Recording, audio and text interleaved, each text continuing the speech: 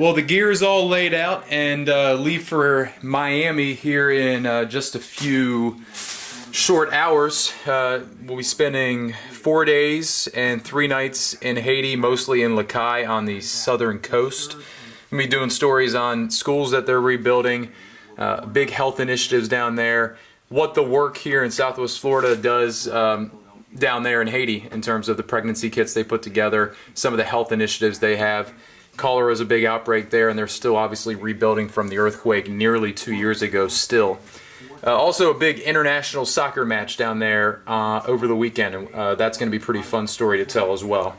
Kind of putting off packing a little bit, listening to Tony Kornheiser's show on podcast on my iMac there, but the gear is all laid out and pretty much ready to go. Hopefully we don't have any glitches.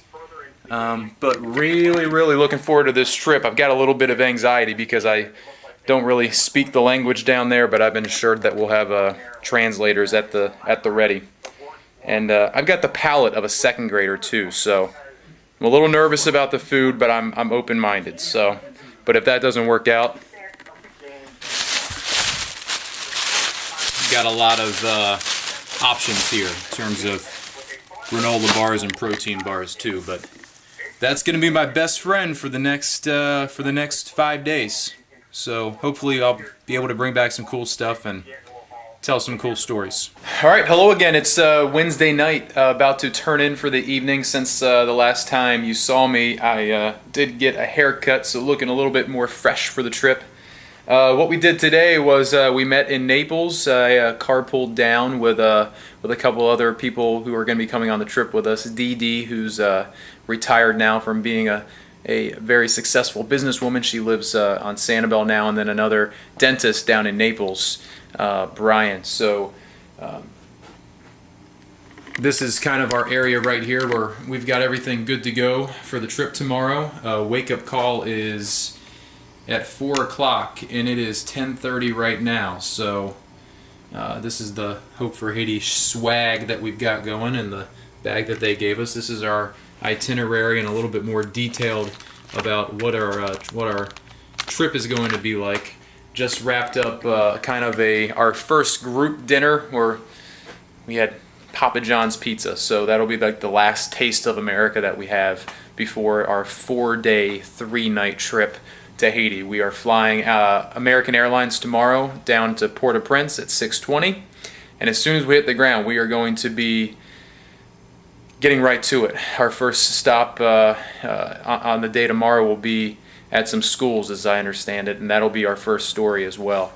Some schools that they're rebuilding from scratch that were basically rubble a year and 9 months ago. So it'll be pretty eye-opening. Look forward to keeping tabs with you, mostly during the nighttime hours, because this will be kind of the video diary, because I'm going to have, as you saw, the camera that's in this bag right here on my shoulder for most of the journey. So the next time we check in, I will have landed in Haiti and hopefully told our first story, and all these stories will pretty much tell themselves, or so I hope. All right, we just landed in Port-au-Prince. Been in the country all but a half hour now, and it's a lot of things are very telling. Just made it through customs, and when we came in, right as the sun rose, it's about 8 o'clock local time. So the sun was rising over Port-au-Prince, and all you saw were a lot of impoverished housing, a lot of metal roofs. There was a fire actually burning in one of the yards when we flew in, and one thing very noticeable about the runway when you come in here is all the houses and structures are basically right along the runway. It's nothing at all like America where it's all fenced off. Here, I mean, you could basically get on the runway if you really wanted to. Of course, no one was, but we're basically right here along the streets right now waiting for our ride. A lot of UN trucks we've seen already, and as you see, people carrying stuff on their heads right there. So we are waiting for our ride as our medications are clearing customs right now.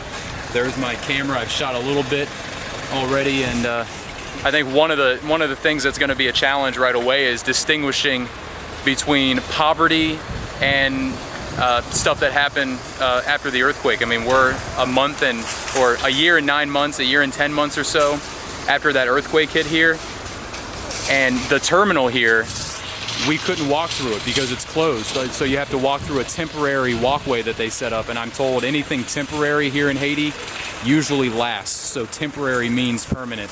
There's no telling when they're actually going to fix that terminal. So that's going to be something that we're going to have to distinguish, or at least I will, as we make our trip through here. And we're going to have a lot of off-road trips, and we're going to be seeing a lot of buildings. So it's going to be interesting to see the difference between the two. And we're about to go to some schools right now. We've got a full plate ahead of us, and we won't be turning in for another 13 hours or so. So we'll try to check back in then. Thanks.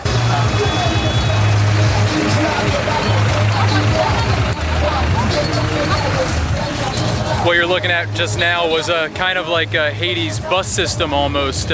These pickup trucks go by and pick up people, and it's called a tap because if someone taps in the back, the driver, they know that that's their stop. It's kind of like a bus where you pull the lever. But this is downtown Port-au-Prince, and traffic laws kind of don't matter here. In fact, they just got traffic lights not too long ago, and people are still trying to learn them. So it's still kind of a dangerous situation just driving alone down here. A lot of people with a lot of skills carrying stuff on top of their head. There's someone digging right here. I'm not sure exactly what they're digging. This is Hope for Haiti's depot. This is where all the stuff gets funneled in. We just had lunch here. There are some roosters hanging out in the street left and right. So a very vibrant inner city Latin culture down here. And we are on our way to another school right now, one that was totally destroyed in the earthquake. We're talking just a pile of rubble. So we're gonna go check that out, and then it's on the road to Lakai. What I'm told is a lot of back roads. So we'll check that out. Maybe we'll record a little bit of that drive as well. All right, we were leaving the mountaintop school now. Mike's driving. Mike, what's one of the things that sticks out to you when you come to this school? This school, resilience. With the amount that the community lost, not only in the structures and memories of the school, but the students and the sisters and the teachers and the friends, to have it bounce back the way it has no other word than resilience. And to your 9 o'clock there, that was a pile of rubble just less than 2 years ago, huh? Yep. I guess the one thing that sticks out to me is the kids. Every classroom you go in, they're all smiling. They're very fun-loving, very respectful, and they genuinely want to be here. So it's a very refreshing difference. Everybody will be smiling. No matter what, they will be smiling. Gilbert and Bill in the back. What's stuck out to you guys? The sister, she's just relentless. She's gonna make this happen. She's totally heartbroken 2 years ago, and she's never let up. And she's on the way to rebuilding that school. It's just a wonderful thing to see. And she sure does love us. It's just so much fun to go visit her. And we are going down a pretty steep hill, and this is step one of a how many hour drive to Lakai? Should be about 3.5 if we're lucky. As I always like to say, any trip in Haiti is about 3.5 to 6 hours. We'll check in along the way as we see things to shoot, but this hillside is something I'll leave you with until next time. All right, it's the end of the first night in Haiti, and I'm getting to bed early. I am absolutely beat. We are now in the Hope for Haiti house in Lakai. It took about 4 hours down some pretty back roads and some not so bad roads. I'm from West Virginia. I went off-roading with my buddies a lot, and I've never seen roads quite like this, and I'm told that we have a few more to go tomorrow. Some of the things that you kind of notice right away on just the trip down here is this country does not have electricity. I mean, very, very few parts do. So when the sun goes down, people go to bed so they can get up early and start the day and start the journey of survival again the next day. Markets go empty, streets go dark, and it gets pretty quiet. But we did pass through some lively areas too that had maybe one street light on and everyone would congregate, or maybe we saw some candlelight too, so that was interesting. A lot of feral dogs around too. People don't really have dogs as pets down here, even though Hope for Haiti House does have a Rottweiler down here, here in Lakai. I mean, you can't feed your family. How are you going to feed a pet? So it's kind of the thing down here. So dogs run free just like cattle and goats and chickens all across the country. Something I noticed was kind of cool just about how small the world is. Because of Joanne, who founded Hope for Haiti, she's got ties to the University of Scranton, and that's a big area with my family. And my godmother went to the University of Scranton, and my dad and my dad's side of the family grew up not too far from there. So a very close connection. They do a lot of missionary work down here, and they do a lot of work with Hope for Haiti as well. So big day ahead tomorrow. We have a 7 o'clock wake-up call, and we hit the infirmary here locally at 9 o'clock, and then we go to a couple schools as well. So next time I check in, we'll tell you a little bit about that, and hopefully we are all very well rested. But we got the fans cooking, we got the mosquito nets on, and it's going to be a hot night as we avoid the mosquitoes. Good night.